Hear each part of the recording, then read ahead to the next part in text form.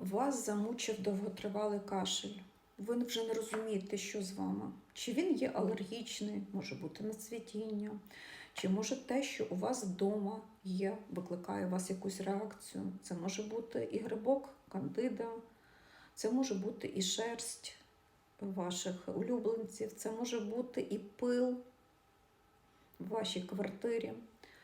Він може бути від великої кількості фармпрепаратів, які ви вживаєте. Він може бути від поганої роботи шлунково-кишкового тракту. Він буває, коли ви часто простуджені при бронхітах. Він буває і серцевий. Причин кашлю є дуже багато. І дуже важливо розібратись з причинами, чому ви кашляєте. І ви не можете розібратись так довго з тим кашлем, і він вас мучить. А може у вас приступи ще вночі, так як було у моєї подруги. Вона вдень не так часто кашляла, але кашель в неї її дуже мучив в якісь певні годині вночі. Отже, що можна порадити тут?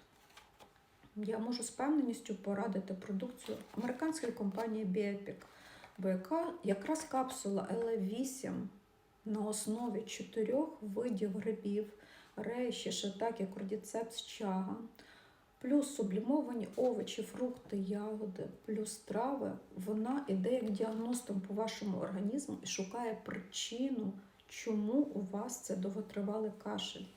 І завдяки 2 іншим капсулам вечірнім, які називаються Sleep і Restore, у вас буде нормальний міцний сон, а Restore буде те, що буде відновлювати шлунково-кишковий тракт і роботу вашої печінки. Ви побачите, як ваш кашель буде зменшуватись, а потім його і не стане. Тому що ті 3 капсули розбираються з причиною того, що у вас відбувається всередині. Якщо вам потрібно більше інформації про клітинне харчування по вашому діагнозу, звертайтеся. Буду рада вам допомогти. Будьте здорові!